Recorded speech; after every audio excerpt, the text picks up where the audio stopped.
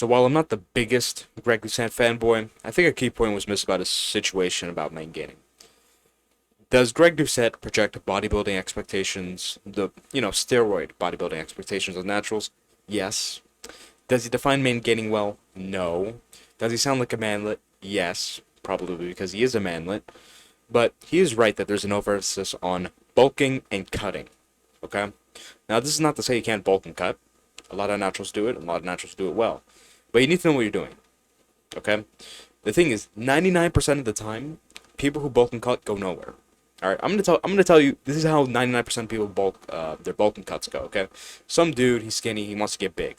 Okay, or he's like just past newbie gains, and he wants to get big. He's like, well, I'm gonna gain. I'm gonna go in a bulk. Okay, I'm gonna go in a bulk, everybody. I'm gonna bulk up. I'm gonna get a bunch of muscle. Hooray, hooray, hip hip hooray. So he gains like 35 pounds. Okay, in a relatively short time period. Say he's gaining like 4 to 6 pounds a month, okay?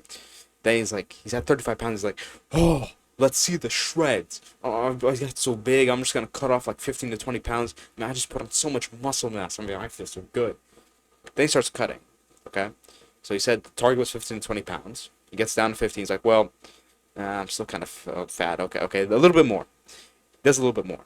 Then he's at 20. It's like, well, that's the oh man, it's kind of disappointing this is where I wanted to end it, but I'm still fat, so I'm gonna keep going. Then before you know it, he cut 35 pounds. So he's in the exact same spot he was before. And he had to deal with all the complications of, eating a bunch of food and then, cutting it down after, and then, how training differs when you're bulking and cutting with these massive calorie differences. He spent all that time bulking up to 35 pounds and dealing with all that just to go nowhere, just to lose all the weight afterwards. Okay? That's how 99% of people who bulk and cut end up. Now, this is where I side with bulking and cutting. It's like getting a pencil, okay? You have a pencil in your hand, all right? And then you shove it up your nose, like, give yourself brain damage. Does that mean the pencil's bad? No, you're just a retard that used the pencil wrong, okay? But, could a pen be better than a pencil? Could a mechanical pencil be better than a regular pencil? In some situations, yes. It kind of depends on the person.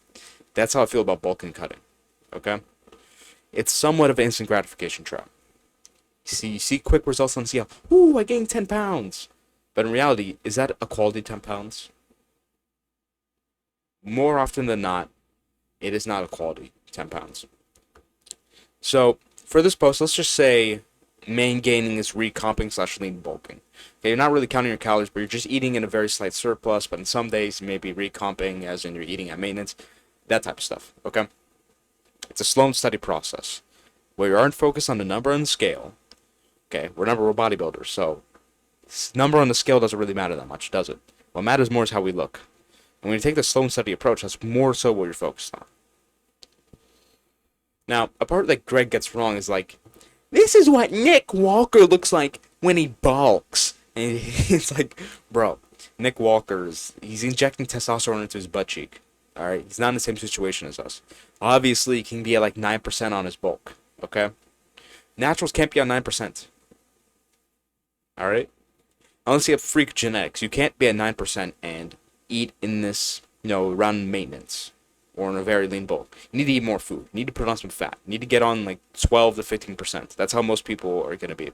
Or even up to 16, 17, 18. You need to get into this range. Okay, this is where you're actually going to be able to make progress. And what Greg gets wrong is that he thinks, well, you can get abs and get really shredded at like 9%, and then you could just lean bulk from there.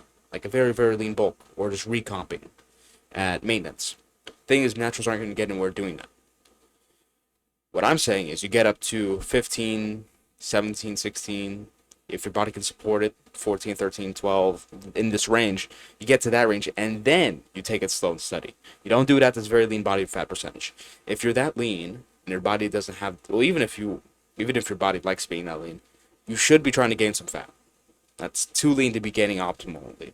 So to wrap up, this post is to tell you that lean and slow bulks work, and usually they do better, okay?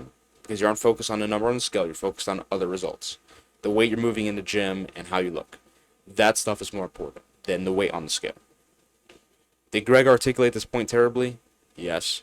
But do I think this is his actual point? Yes. So is he right? Kind of.